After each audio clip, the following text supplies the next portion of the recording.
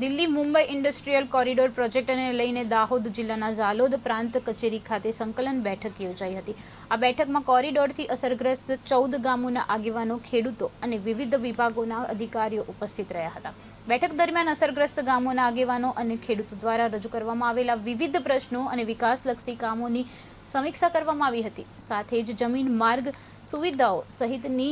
પડતર સમસ્યાઓ અંગે વિસ્તૃત ચર્ચા કરવામાં આવી હતી। આ સમીક્ષા બેઠકમાં નેશનલ હાઈવે ઓથોરિટી, પ્રાંત કચેરી, મામલતદાર કચેરી, તાલુકા વિકાસ અધિકારી સહિત વિવિધ વિભાગોના અધિકારીઓ અને કર્મચારીઓ હાજર રહ્યા હતા। આગેવાનોએ તમામ પ્રશ્નોનું તાત્કાલિક નિરાકરણ લાવવાની માંગ કરી હતી, જ્યારે પ્રાંત અધિકારી A.K. ભાટિયાએ સંબંધિત વિભાગોના અધિકારીઓને બાકી રહેલી કામગીરી ઝડપથી પૂર્ણ કરવા અને અસરગ્રસ્તોની સમસ્યાઓના સમયસર ઉકેલ માટે જરૂરી કાર્યવાહી કરવા સૂચના આપી હતી। एक्सप्रेस हाईवेना 14 ગામોના પ્રતિનિધિઓ દ્વારા જે આવેદનપત્ર અમને આપવામાં આવેલ, જે આવેદનપત્રમાં સમાવિષ્ટ વિવિધ મુદ્દાઓની ચર્ચા માટે, સમીક્ષા માટે અમે અમારી કક્ષાએ રેગ્યુલર બેઝિસ પર અમે સમીક્ષા બેઠક રાખતા હોઈએ છીએ।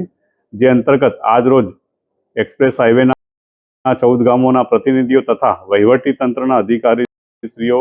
સાથે સમીક્ષા બેઠક રાખવામાં આવેલ, જેમાં એક્સપ્રેસ હાઈવેના વિવિધ મુદ્દાઓ બાબતે સમીક્ષા કરવામાં આવેલ છે અને જે પણ આવેદનપત્રની અંદર જે સમાવિષ્ટ મુદ્દા હતા, દિલ્હી બોમ્બે કોરિડોર હાઈવેમાં જે બાંધકામ ચાલુ કરવામાં આવ્યું એમાં જે અમારા ઝાલોદ તાલુકાના જે 14 ગામોના અસરગ્રસ્ત ખેડૂત ખાતેદારો હતા તેઓની જે મૂળભૂત સુવિધાઓ છીનવાઈ ગયેલી અને વિવિધ 17 માંગણીઓ પૈકી અમારી 1-2 માંગણી પૂર્ણ થઈ અને તે સિવાયની જે માંગણીઓ હતી એને અનુરૂપ અમે તારીખ 1/6/2026ના રોજ પ્રાંત અધિકારી શ્રી ઝાલોદને આવેદનપત્ર આપેલ હતું અને તે અંતર્ગત આજ રોજ જે જવાબદાર અધિકારીઓ છે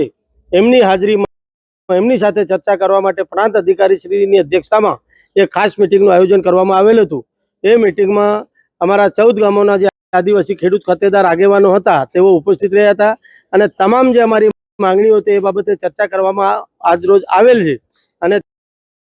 તેમાંથી અમુક પ્રશ્નોનું નિરાકરણ હાલ પૂરતું થતું હોય એ રીતનું અમને લાગી રહ્યું છે, પરંતુ બીજી જે અમારી માંગણીઓ છે, મૂળભૂત સુવિધાઓ છે, વળતરની છે, એ માંગણીઓ આજની તારીખ પણ જે છે તેની પરિસ્થિતિની અંદર